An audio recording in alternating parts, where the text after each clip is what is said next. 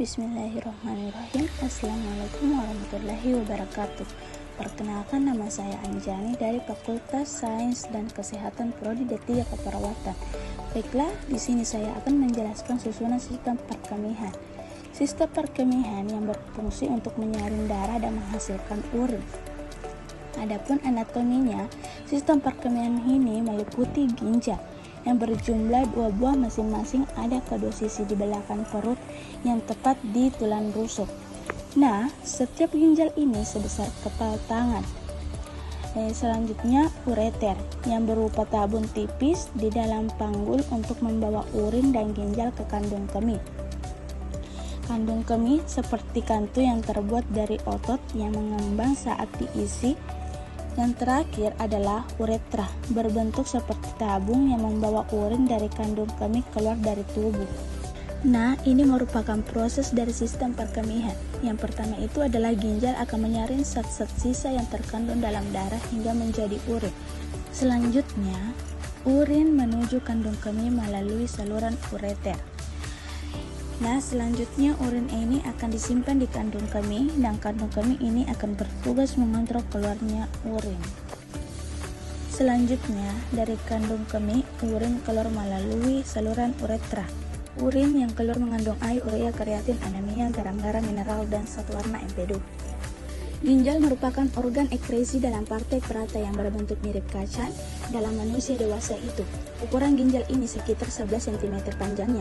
Nah, ini merupakan fungsi dari ginjal itu sendiri. Struktur dari ginjal yang pertama adalah korteks yang berupa jaringan keluar yang dikelilingi oleh lapisan jaringan lemak yang berfungsi melindungi bagian dari ginjal.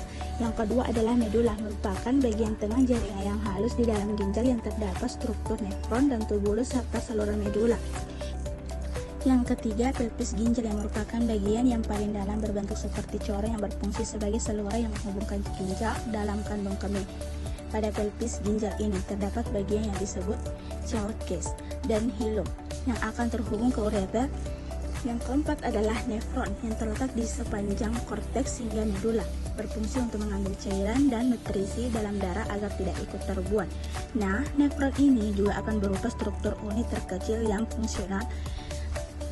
Yang menjadi susunan pertama, perlu diketahui ginjal manusia itu mengandung sekitar 1 juta nefron, yang dimana masing-masing nefron memiliki struktur internal yang meliputi corpus renalis yang terdapat glomerulus ada, tubulus renalis yang merupakan tabung untuk mengampul menyerap air, glukosa, dan elektrolit.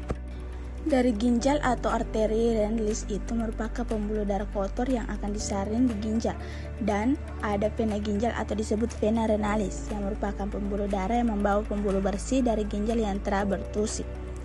Ini merupakan proses pembentukan urin. Yang pertama yaitu filtrasi, proses penyaringan sel-sel darah yang terjadi pada badan O yang terdiri dari glomerulus dan keploborma. Nah, saluran filtrasi ini menghasilkan urin yang primer masih mengandung air, glukosa, dan asam amino. Yang kedua merupakan reabsorpsi, yaitu penyerapan kembali zat-zat yang masih dibutuhkan oleh tubuh. Nah, penyerapan ini dilakukan tubulus corpus proximal, tubulus corpus distal, dan tubulus collectivus.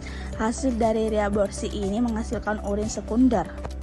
Yang ketiga merupakan augmentasi, yaitu proses pengumpulan cairan dari proses sebelumnya. Augmentasi ini terjadi di tubulus corpus distal dan tubulus collectivus sebagai tempat penyimpangan urin untuk sementara. Nah, hasil tahap ini adalah urin sesungguhnya. Dalam ginjal terdapat 2 arteriol yang berada di dekat tubulus, yaitu arteriolus efferent, yaitu arteria yang masuk ke glomerulus. Yang kedua arteriol afferent, yaitu mengarah keluar ke glomerulus. Sekian penjelasan singkat dari saya, semoga bisa dipahami. Terima kasih. Assalamualaikum warahmatullahi wabarakatuh.